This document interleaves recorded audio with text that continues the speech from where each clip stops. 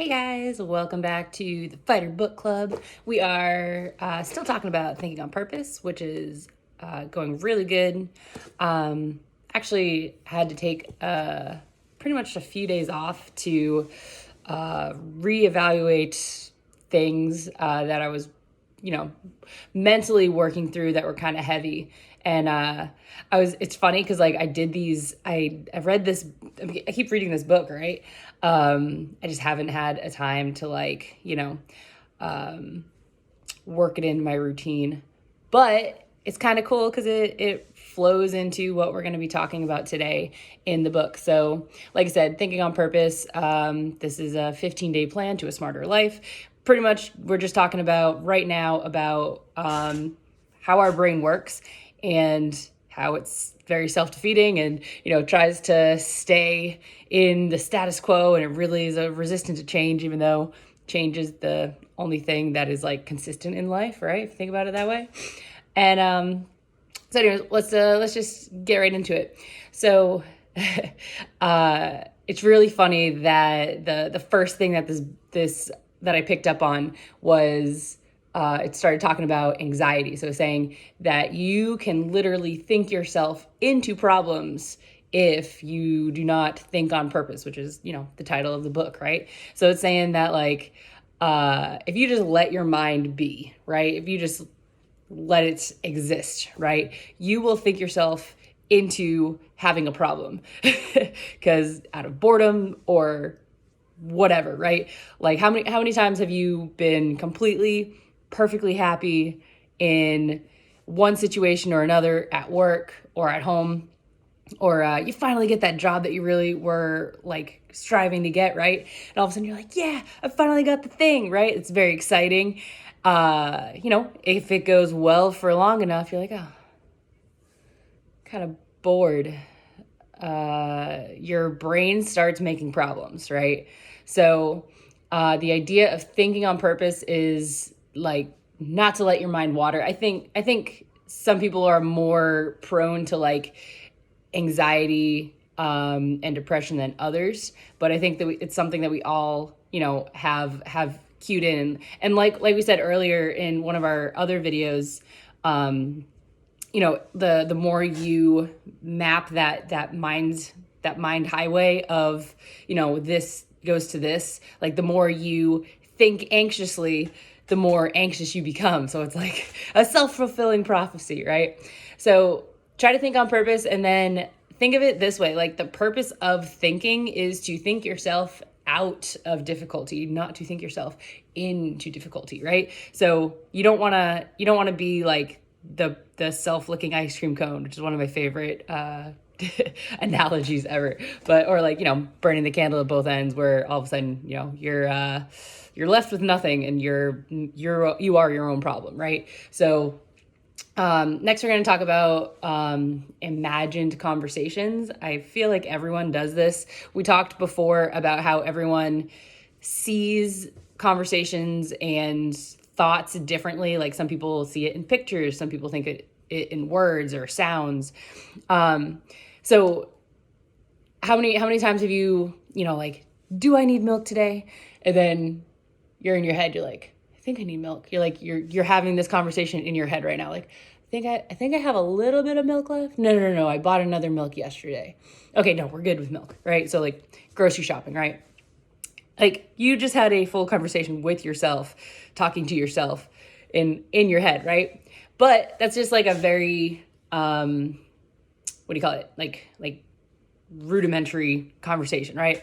People do these all the time with way more anxious thoughts.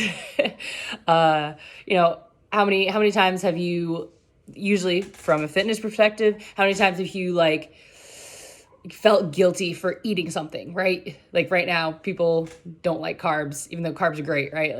Like carbs are fine. It's not the carbs that's the problem. It's the overeating of certain carbs that are the problem, right? So all carbs aren't evil. All right, soapbox put away. But there's so many times that like you'll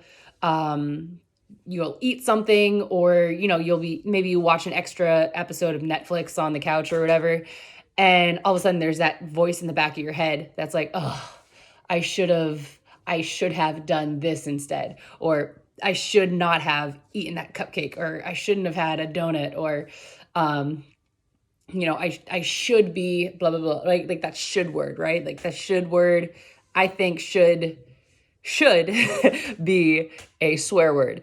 Like should does nothing. It's not fixing the problem. All you're doing is saying something that didn't happen that you should have done, right?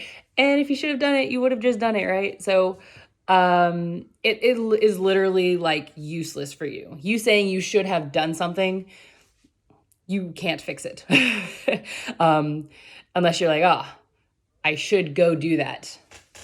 Go do it. Like, don't just take should out and say, I'm going to go do that. I am going to do this, right? Like, I should work out. Nope. I'm going to go work out. Every time I say the word should, I'm just like, oh, okay, fix it. How can I make this as a plan of, oh, I should really take a shower? Like, oh, no, okay, I can't right now. I'm going to take a shower at 12 o'clock or something, just instead of having it as like a self-deprecating word that just makes you feel bad. And then, again, you're just like, oh, well, I feel bad. Okay, well, I can't fix it. I'm just going to keep on keeping on, right? Change it into, just get rid of should and make a plan for, I should read this book. Oh, okay, wait, I want to read this book. I should have done it before. I can make a plan for either right now or the future in my schedule. Pull up your schedule. Okay, bam. I have some like really small tasks in my schedule just because I know I live by my calendar.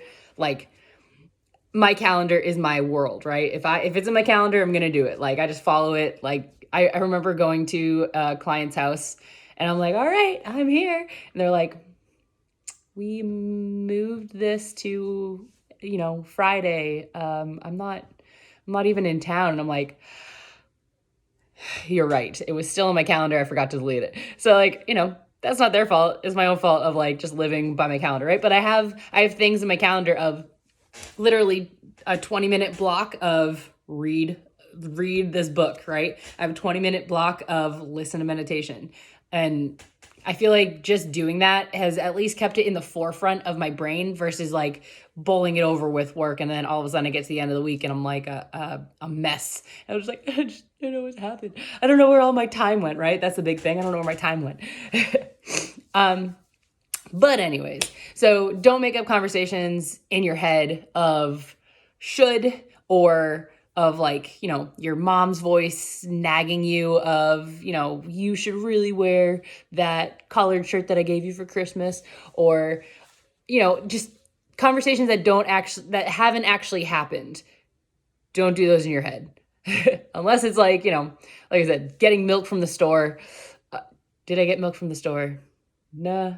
No, I don't need milk because I already got milk. Okay, cool. Like that conversation's fine. But like the, like defeating, guilt riding, like those types of conversations, unnecessary. So you want to think about actively moving towards good things versus trying to avoid negative things, right? This is in like every entrepreneurial book ever written, right? So you want to actively go towards good things like goals or things that you can focus on. Like usually it's like financial goals, or, you're working towards a vacation or something, instead of going away from negative. So it's not like you want to, well, I have to pay my bills off. I am drowning in debt, or, like I have no money. I'm broke. What am I going to do? Or I really need to lose this 30 pounds because my health is at risk. I really need to lose this weight, like that is negative thinking. So try to think of your goals as a positive spin, because if you are thinking negatively, right? Like I'm going to go kind of like hippy dippy here, but like everything's energy, right? Negative thoughts are still energy, but it's negative energy, right? You want to attract positive energy so that you can feel better about yourself and think positively, which will help you think on purpose. So instead of, oh, I really want to lose weight. I really wish I was thinner. I really wish I, didn't get winded walking upstairs. I wish I wasn't so injured, blah, blah, blah, blah.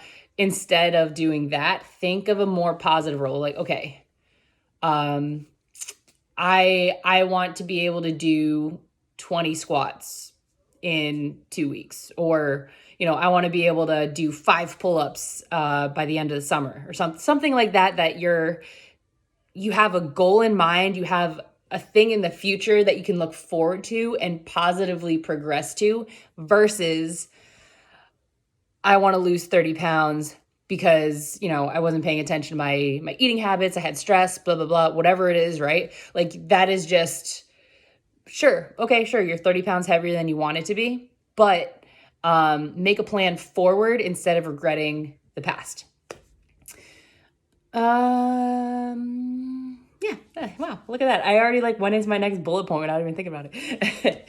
And I just wanted to end off with, I hear this all the time of people that aren't ready to actually work out yet, right? So I'll pick up a client that they're like, yes, I want to lose weight. I want to lose those 30 pounds or whatever, right? And we get 2 weeks in. I'll tell you a really good example. So I worked with this one person right when I first got to Seattle, and they were a difficult person to deal with, only in the aspect of they would modify every exercise. So I wrote them a workout program based on, they had no injuries, no muscle, no really muscle imbalances. They just need to get a little bit stronger so that we can, start doing more intense workouts and exercises and stuff. And so the workout that I gave her was pretty clear cut, and I would work with her 3 days a week, which is super recommended if you're ever working with a personal trainer. At least 3 days, just at least when you're first starting out, just so you can get all, you can pick up on what your tempo is supposed to be, what your workouts are. They can explain any of, if there's some weird rest time or something. And you also know that you're doing all the exercises right versus just trying to guess. But anyways, so I was working with this person, and they would modify every single workout, not just 1 or 2 exercises, every exercise in the workout, they would modify it, which is totally fine if you're injured. But I think it was more of a self-motivation issue. So I was like, okay, well, that's fine. We'll just try to take it a little bit slower. We'll go at your pace. It's going to take longer to get to your goal, but at least you're doing some type of movement, right? And so I worked with her, I want to say maybe a month before she sat me down, and she was like, Amanda, I'm just not getting the results that I wanted. And I feel like working with a personal trainer might not be the best interest in my life. And I was like, okay, that's fine. However, I have to tell you the truth that your modification of every workout is hindering you. So she was literally holding herself back from being able to even go down that road. A lot of people will hire a personal trainer, get them for a few weeks, and then when they don't see the results that they want in the time period that they've imagined in their head, they give up and they get super frustrated, right? So it's that thought of I thought it should be easier. I thought it would be easier. It should be easier, right? Again, should is everywhere in here, right? So there's a book called Stop Shoulding on Yourself, which I think is really funny. It's a really good book. You should read it. But yeah, it pretty much just says don't use the word should. So I can save you a few days of reading, but still a good book. But yeah, I just thought it would be easier. It's well, that's a personal opinion of what you think something should be, right? I thought this book should be blue, not green. Doesn't change the fact that it's green, right? So just because you think something should be easier, doesn't actually make it easier, right? I think you should be able to get a 4-year college degree in 1 year. Doesn't mean that you can. It's just my own personal opinion. I think it should happen. I think you should be able to do that, right? But I feel just try to approach your ideas of like, okay, is this a personal opinion, or, is this something that is this a should that I can get rid of, that I can make a plan for the future? If not, then just like, it's like a garbage thought. You don't really need it. Lastly, I want to end off with not getting a spam phone call. But lastly, I want to end off with a positive note of humor helps us think. So how many times have you been, in a project and all of a sudden you're like feeling super burnt out, and, you just go watch I usually watch YouTube, like stand-up comedy or something lighthearted.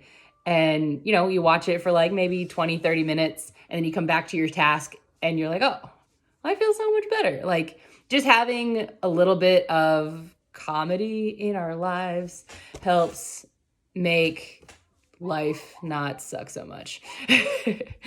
But that's it. That's all I wanted to talk about. Let me know your thoughts about any of the stuff that we went over. A lot of this can just feed into martial arts or grappling or literally any subject, which is like why I think this is such a cool book. Like, I personally got it because I was trying to reorganize my life. My, like, what do you call it? Like, administrative organization isn't as good as I'd like it to be. And so this was part of my plan of making it better, of making a plan. Like, how do I make a plan? I don't even know how to make a plan. So I got this book, but like this stuff is across the board. You can apply it to anything. So let me know your thoughts of any of the stuff that we talked about. Do you have imagined conversations in your head? If so, how do you think that you can get rid of those and make them more positive? What are your shoulds? All right, leave them in the comments. People might have the same shoulds as you, right? And they might also have better or different ways to look at, how can I defeat my mom from, telling me I should do X, Y, Z in the back of my head? Like, how do I have my own thoughts, right? That's it. Happy Thursday. Man, I can't believe it's Thursday. All right. Bye, guys.